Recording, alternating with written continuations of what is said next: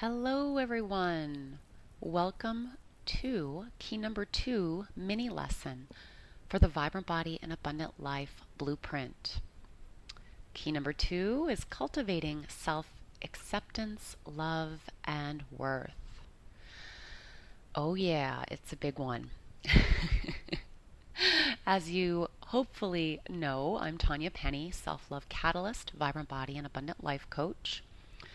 And I just want to take a moment to welcome everyone, those of you who are new to the community, those of you who are in my Vibrant Body and Abundant Life Mastery program, and those of you in the Self-Love and Trust program. So there's lots of ways to play with me. In today's lesson, today's mini lesson, I'm going to be giving you a taste, right? We're gonna start in on, why do we struggle with this? How does it show up in all 7 areas of our life, including, of course, our health? And then tips to help you begin to cultivate more self-acceptance, love, and worth. So, those of you who are ready to go deeper, who are not currently in one of my programs, you can still join us in either self-acceptance, self-love and trust program, or Vibrant Body Abundant Life Mastery program. As well as a new class that I will be talking a little bit more about at the end of today's lesson. So, onward. So what I have found true in the 8+ years that I have been doing this work, and of course most of you know I got very deeply into looking at the root cause of illness when I was diagnosed with multiple sclerosis. And of course, I'd struggled with weight, anxiety and depression, pain, headaches before then. So what I have found through my own personal experience and that working with others is that it really is key to cultivate that self-acceptance, love, and worth to not only fully heal, but also to receive abundance in all areas of your life. Love, money, purpose, passions, all of it. What I've also found is that one of the most common beliefs in the world is I'm not acceptable, lovable, worthwhile. I'm not good enough, right? In a nutshell, I'm not good enough might be, there's going to be some version of that belief that we all hold. I haven't met one person who doesn't struggle with that even if it's a little bit. Everyone struggles with it to some degree, I have found. So you're not alone. So why do we struggle with this? Why do we have this belief? And we know that our beliefs, as we talked about last month, really truly create what we are experiencing and receiving in this lifetime. Okay, they can hold us back or they can help us move forward. So why do we hold this belief? The not lovable, not good enough, not worthwhile, some version of that. And of course, it all comes back to childhood, the way that we were treated or not treated, what was modeled for us or not modeled for us growing up.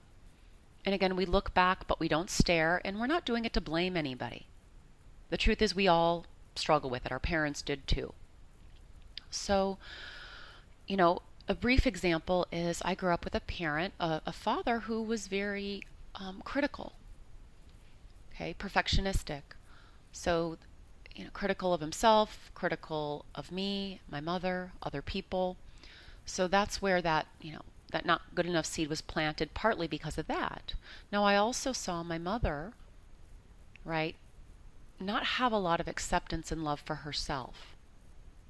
She stayed in an abusive relationship for 16 years with my father. She often put herself second or last and gave her time and attention to other people and wasn't giving it to herself. Heard her criticize herself and her body. Okay, so for those reasons, for me, I struggled with that. And of course, there's other ones too. I had other, abuse growing up, which made me feel there must be something wrong with me or I wouldn't have been abused. Right? So in a nutshell, it's really our past. And of course, past lives can play into it as well. So it might be important to just look at that a little bit, but not spend too much time there. Okay? Um, and moving forward, how does this show up? If we don't love ourselves, accept and believe we are 100% worthwhile, how does that show up in your life? Well, most people get sick because they're not spending enough time on themselves. They're either working too much or doing too much, taking on too much, what I call superwoman syndrome. Now, self-criticism can also, if you haven't seen the movie What the Bleep Do We Know, that's a great movie to watch, and it will show you how negative self-talk or labels create chemical imbalance, illness in the body. Okay.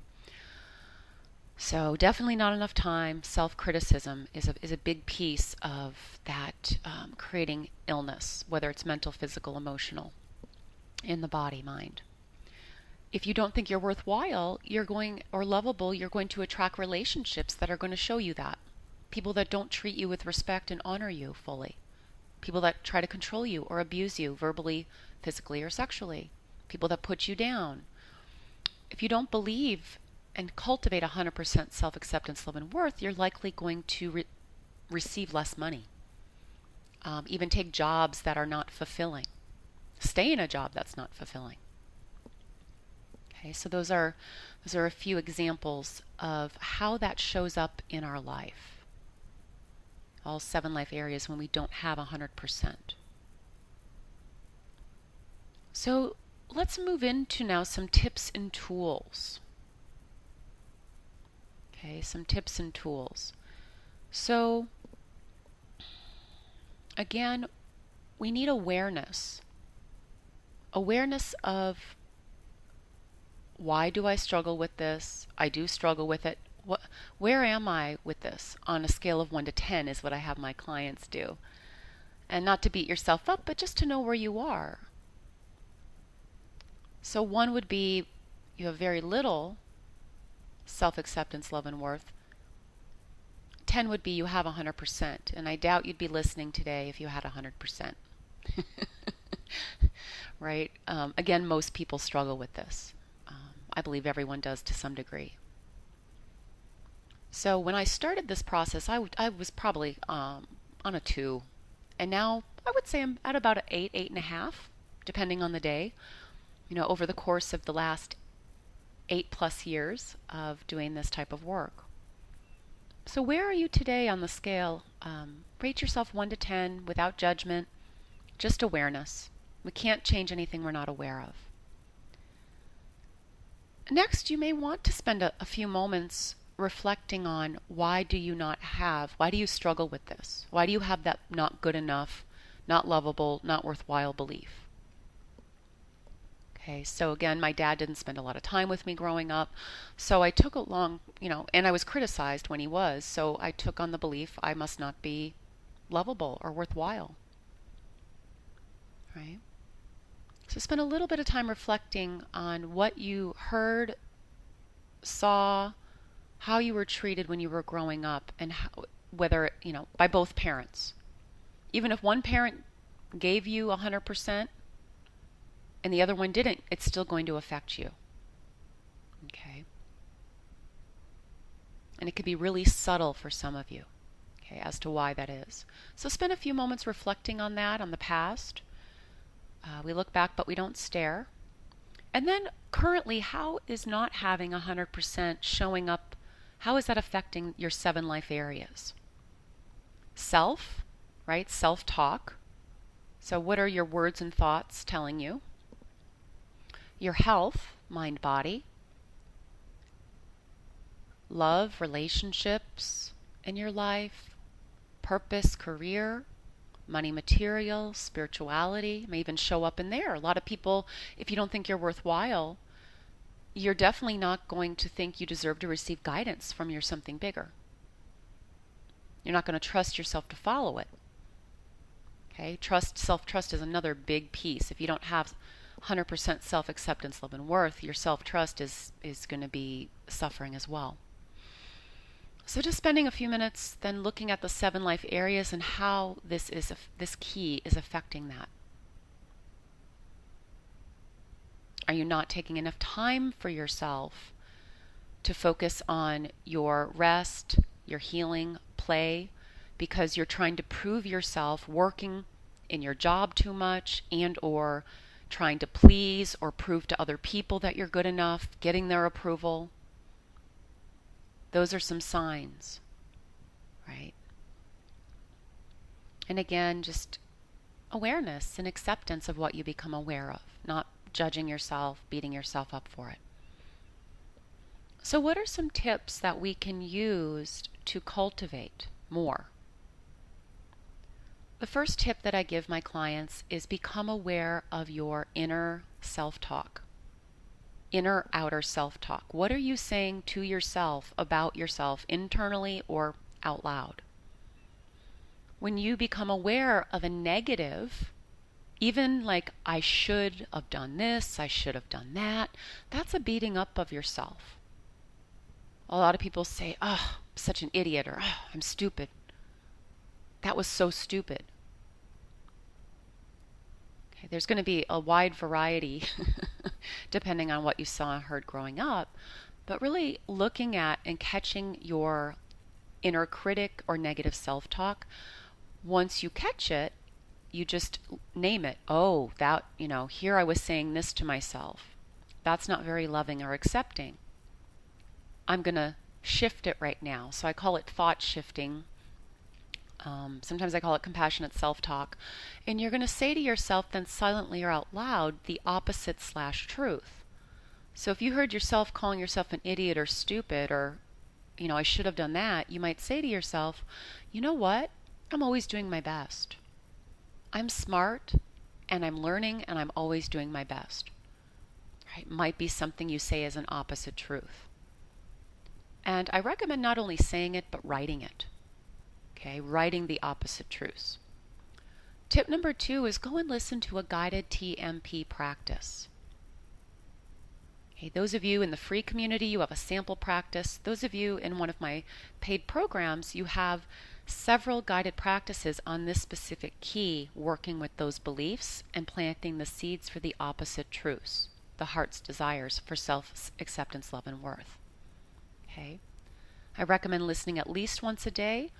If you have a really strong inner critic, 2 to 3 times, morning, midday, and or after work. And when you fall asleep at night, you do not have to hear a word.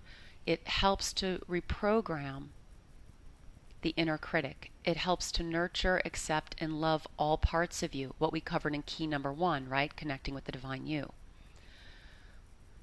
And tip number 3, looking at the 7 life areas that you reflected on and asking yourself, okay, what is one small action step I can take today to begin shifting? Maybe it's spending more time on nurturing yourself, loving yourself. Maybe it's more time play versus work. More time to do a passion or to work on your purpose. Your business if you're in a day job doing something else. So you get to ask, what is one small action I can take starting today? And usually it's carving out a block of time to do something just for you. It could have to do with rest, play, healing, growing, looking at your purpose. Typically something, though, that's not work related or doing something for somebody else related, because most of you are already overdoing that. Okay, so that's just an example. Of course, when we're working together in one of my paid programs, especially for one-on-one coaching, I can give you and help you set up a lot more actions, what I call inspired actions. So those are a few tips and tools to get started today to cultivate more self-acceptance, love, and worth. Okay? And again, if you're ready for more, please, I would love to support you to check out the Self Love and Trust program. It's my shorty 3-month program that starts this month, or the whole year-long program that includes that, called Vibrant Body and Abundant Life Mastery. From my experience, most people need all 10 keys to fully heal and receive abundance. But if you're not ready for the year-long commitment, there's a 3-month shorty program for you to get started. Okay, all the links for those programs are below. And I also have something new to share with you guys. I've been thinking about doing this for several years now, and it's time. I'm going to be picking a different illness, mind body illness, every month. And we're going to be doing a class, a 90-minute class, 60 minutes of content, 30 minutes of Q&A. And that's going to start this month. We're going to dive into the topic of weight. It's summer. A lot of us are struggling with body shame and weight. So we're going to dive into that, and you can find more details about that below this this audio. Sorry, I'm doing an audio today. This audio video. This may end up on YouTube in some video format as well. And of course, if this resonated with you and you know somebody else it resonates with, feel free to share this. And if you have questions, reach out to me. Questions about what I spoke about today, questions about a program, maybe you want to chat to see which program would be best for you to start with, you can email me, Tanya@tanyapenny.com. So, everyone take a breath. Breathing in, self-acceptance, love, and worth. Breathing out any self-judgment, criticism. Doing that a few times. That's actually another tool. And I look forward to supporting you and connecting with you soon. Have a beautiful day, week, and month.